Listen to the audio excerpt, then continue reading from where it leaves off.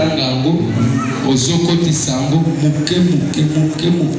muke tina sukanango. Ubueja bakese ti nikundeki. Bazotanga la biso Exode chapitre 14 verset 15 jusqu'au 31e verset.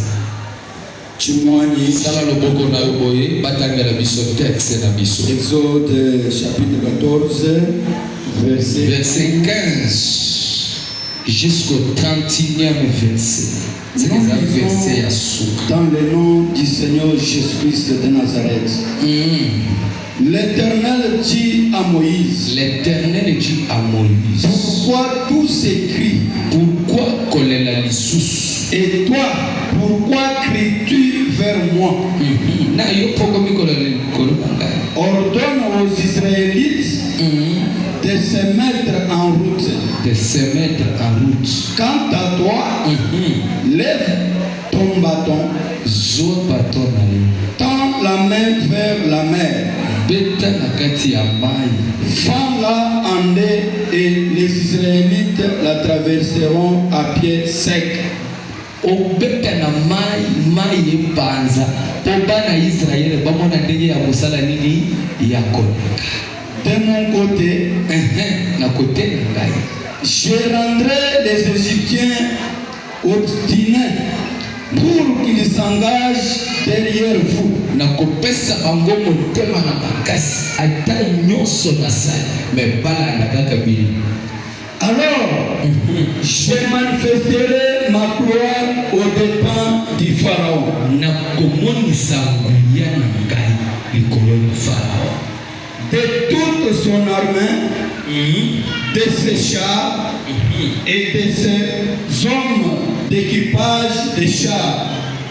Et les Égyptiens sauront que je suis l'Éternel des armées. Je suis l'Éternel des armées. Quand j'aurai manifesté ma gloire aux dépens des Pharaon, de ses chars et de ses hommes d'équipage, l'ange de Dieu qui marchait en tête du camp d'Israël passera derrière eux, et la colonne de Dieu se déplaça et calma de devant eux pour aller se tenir sur leurs arrières.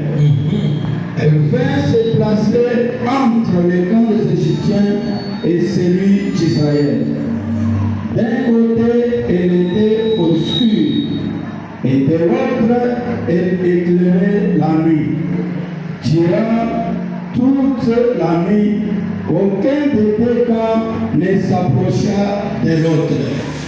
Verset 21. Moïse étendit sa main sur la mer, et l'Éternel fit souffler sur elle pendant toute la nuit un violent vent d'est qui refoula la mer de sorte que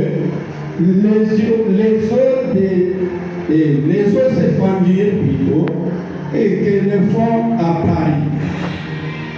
Les Israélites passèrent au milieu de la mer sur la terre ferme, alors que les eaux se dressaient comme des parts à leur droite et à leur gauche. Les Égyptiens les poursuivirent, et tous les chevaux du Pharaon, ses chars et ses hommes d'équipage, des chars s'engagèrent après eux au milieu de la mer. Mais vers l'aube, l'Éternel considéra le camp des Égyptiens du haut de la colonne de nuées et de feu, et y sema le désordre total. Il fit s'enlisser les roues des chars, de sorte qu'ils n'avancent plus qu'à grande peine.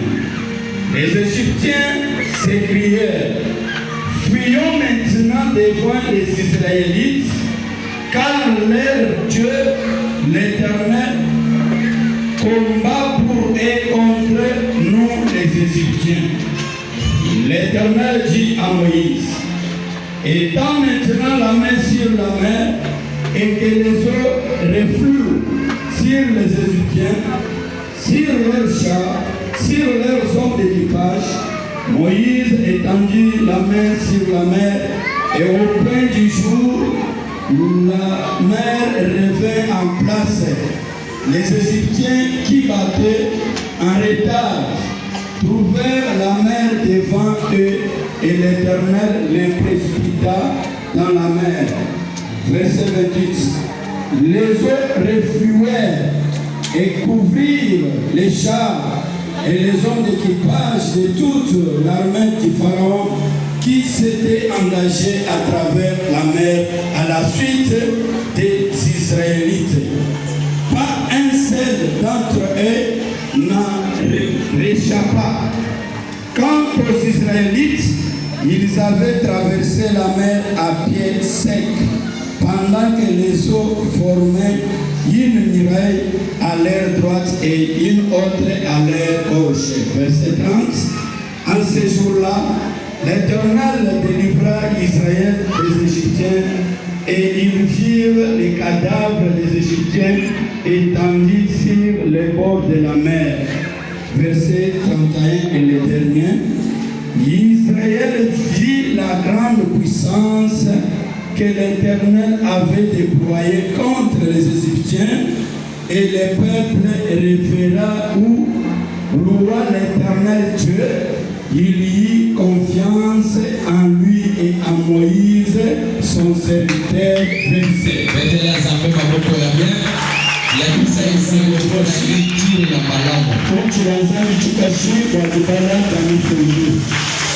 Je bénis le Dieu de mon père Jean-Louis Mbouloula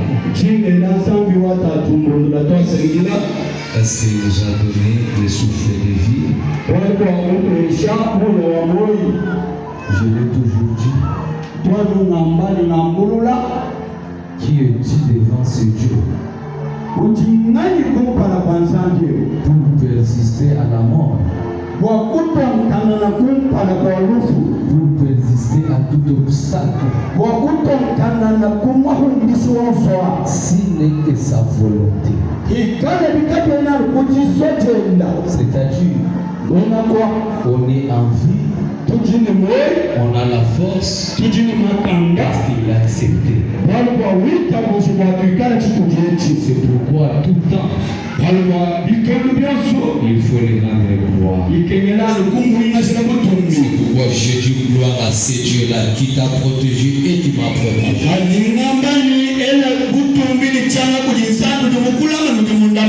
Je dis merci à l'entourage.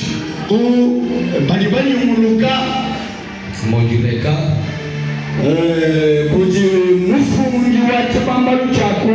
c'est lui qui me soutient à tout temps.